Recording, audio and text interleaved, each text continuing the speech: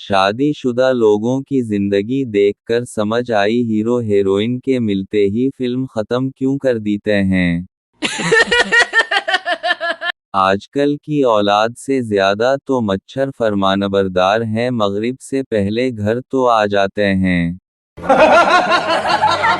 बीवी में आपकी सालगिरह के लिए बेहतरीन सूट लाई हूँ, शौहर हैरत और खुशी के जज्बात से अच्छा दिखाओ, बीवी अभी पहन कर आती हूँ।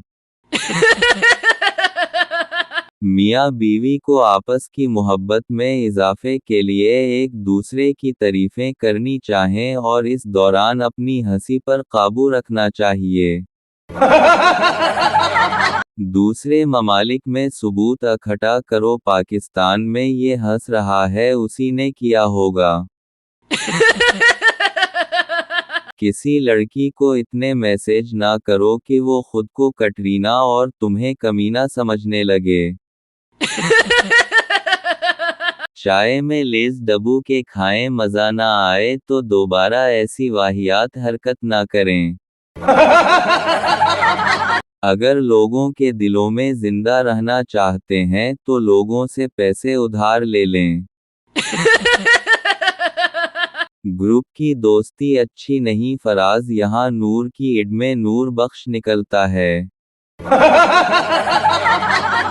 लड़की घर में कोई नहीं है, मैं घर पर अकेली हूँ, तुम आ जाओ शरीफ पप्पू, तुम हमारे घर आ जाओ, यहाँ सब हैं, तुम्हारा दिल लग जाएगा।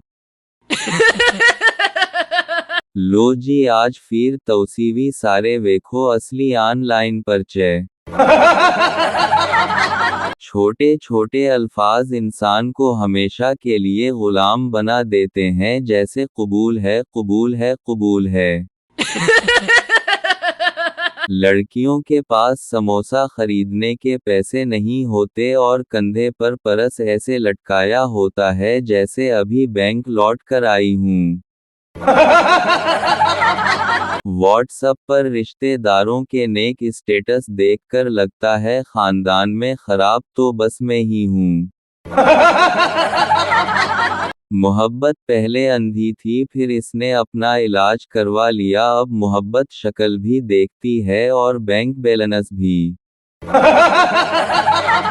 एक आमिल का बड़ा चर्चा था कि वो रूहों से बात करवा देते हैं। एक बच्चा जो अपनी होशियारी की वजह से मोहल्ले में बड़ा मशहूर था, इन आमिल के पास पहुंचा और नजरान पेश करने के बाद कहा, मैं अपने दादा की रूह से बात करना चाहता हूं। उसे एक अंधेरे कमरे में ले जाया गया जहां अगरबत्तियां जल रही थीं। चंद लम्हों के बाद एक भारी आवाज सुनाई दी, क्यों आए हो बरखुदार? करीब से आमिल के चेले ने बच्चे को ठोका दिया, ये तुम्हारे दादा की रूह बोल रही है, पूछो क्या पूछना चाहते हो? बच्चे ने सर खजाते हुए कहा, मुझे आपसे सिर्फ ये पूछना है कि आपकी रूह यहाँ क्या कर रही है, जबकि आपका तो इंतकाल भी नहीं हुआ।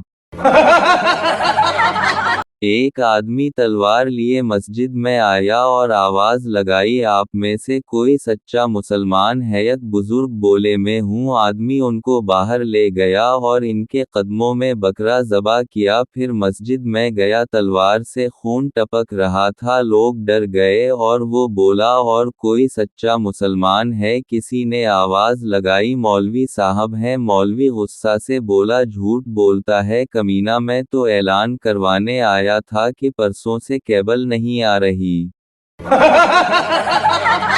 दादा, एक जमाना था जब मेरी जेब में सिर्फ 10 रुपए होते थे और मैं सटूर से घी दूध दालें सब कुछ ले आता था। पोता, अब ये हरकतें नहीं चलते दादाजी, अब वहाँ कैमरे लग गए हैं।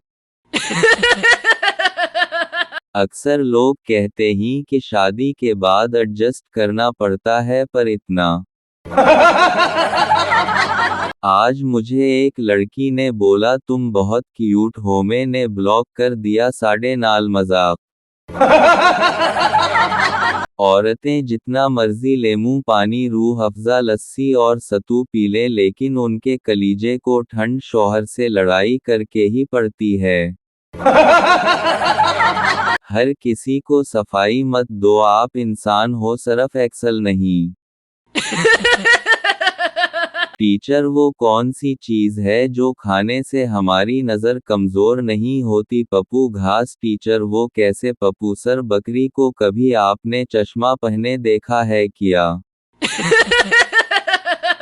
अकाउंटेंट की बीवी ने अपने शौहर से पूछा, ये इफरात ज़र क्या होता है? अकाउंटेंट, पहले तुम्हारी उम्र 21, कमर 28 थी और वजन था 50 किलो, अब तुम्हारी उम्र 40, कमर है 38 और वजन है उसी किलो, यानी अब तुम्हारे पास सब कुछ पहले से ज्यादा है फिर भी वैल्यू कम है। यही इफरात ज़र है। माशियात इतनी मुश्किल नहीं अगर सही मिसाल देकर समझाया जाए।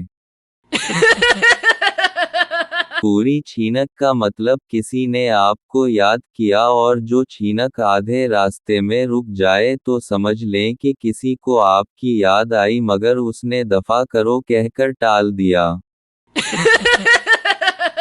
एक साहब नमाज सीखने मौलवी के पास गया। मौलवी साहब ने पूछा, सना आती है? साहब घबराते हुए, जी वो नहीं आती मगर कभी कभी नबीला आ जाती है।